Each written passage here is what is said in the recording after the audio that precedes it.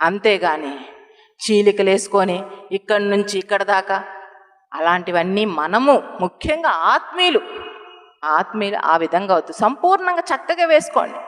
అలా అని మిమ్మల్ని తెల్లని వస్త్రాలు వేసుకోమండంలా, మిమ్మల్ని బంగారం తీసేయమండంలా, లేకపోతే తాలిబొట్టు తప్పు అనడం లేదు, మెట్టెలు తీయమండం లేదు, పూలు వద్దని అసలే అండంలా. మీరు చక్కగా ఉండండి అనే అంటున్నా, కానీ ఎబ్బెట్టుగా ఉండొద్దని అంటున్నా, అసహ్యంగా ఉండొద్దు అంటున్నా.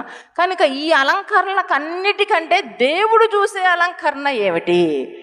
నా ప్రియమైన కుమార్తె, నేను నీ యందు సంతోషపడుతున్నా, నా ప్రియమైన కుమారుడా, నేను నీ యందు సంతోషపడుతున్నా అని మనల్ని బట్టి దేవుడు అనాలంటే, యేసయ్య అనాలంటే, మొదటిగా మన అంతరంగములు సత్క్రియల చేత అలంకరించబడి ఉండాలా.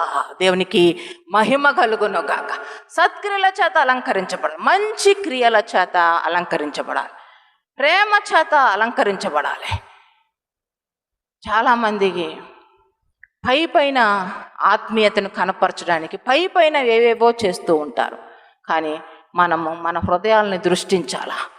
హృదయ శుద్ధి కలిగిన వారు ధన్యులు, వారు దేవుణ్ణి చూచెదరు.